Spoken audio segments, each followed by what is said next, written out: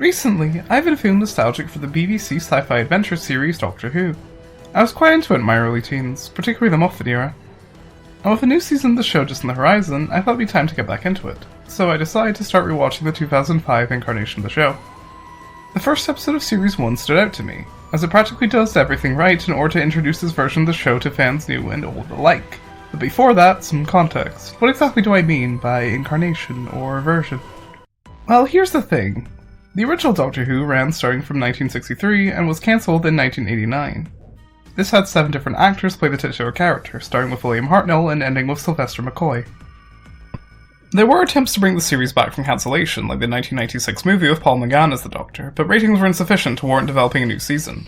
This original run of 26 seasons plus the film are retroactively referred to as the Classic Era. TV screenwriter Russell T Davies sought to bring back the show, and in 2005 we got a new series starring Christopher Eccleston as the Ninth Doctor. Series 1 of what we'll call Modern Who acts as a soft reboot, meant to be an accessible starting point without completely alienating, get it, new audiences. I'd say it's quite successful in achieving that objective. Now let's talk about why. The episode begins with an introduction to the titular Rose, a 19-year-old girl living in London. Everything about these opening minutes is meant to convey mundanity, and we just watch this woman live her life. With fun interactions with her mother and boyfriend, and scenes of her job at a clothes shop.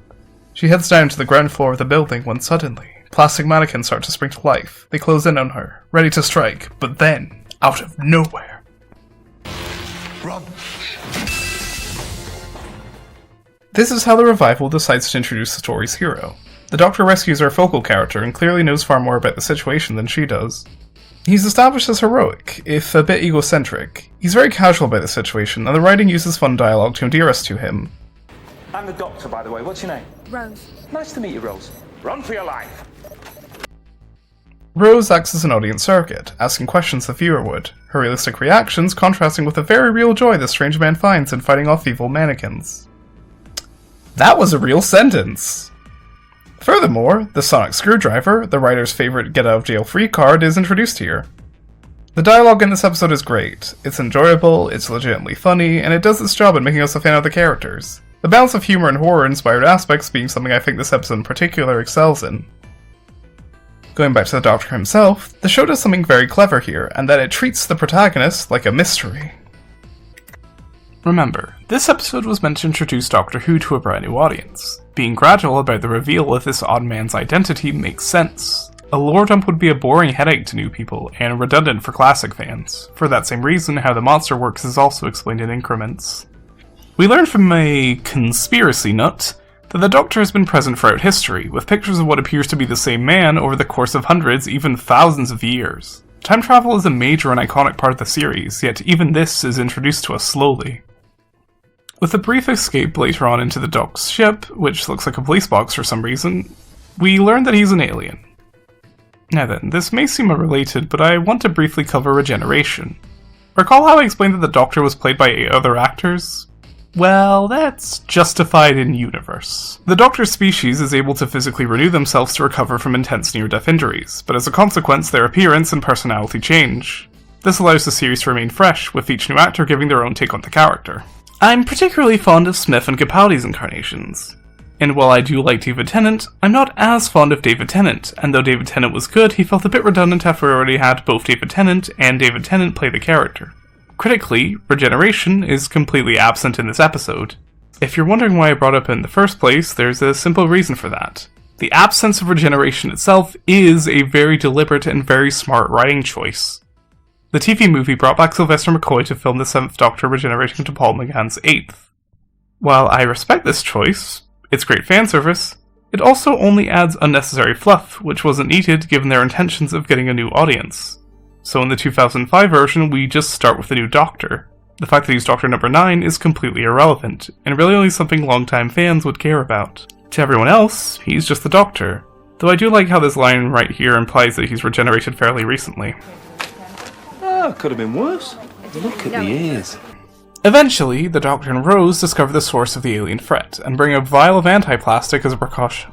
They meet the Nestine, a being capable of controlling plastic.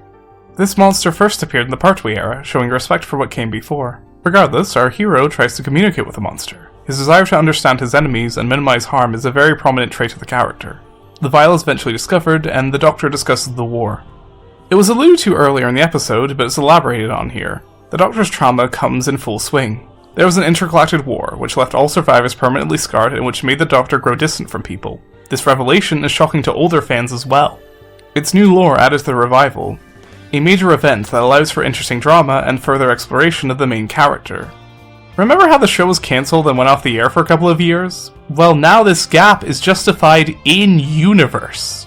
There's a reason cameras stopped rolling, a reason we didn't see much of the Doctor during this time period. It's very clever in that respect.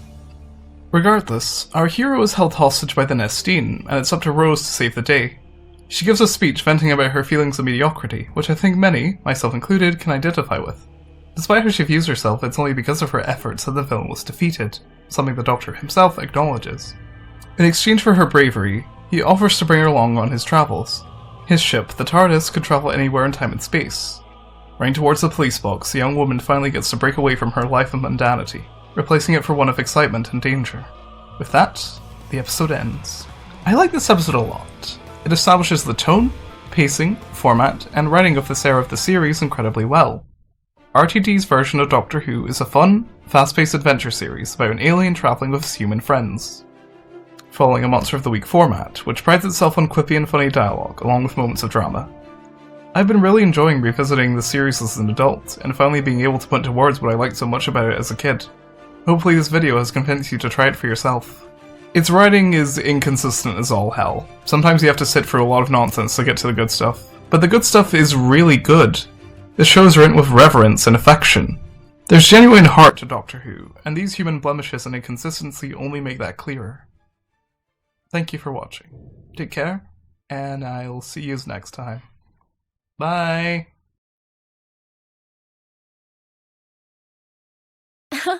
Despite my looks, I'm the the queen of random knowledge.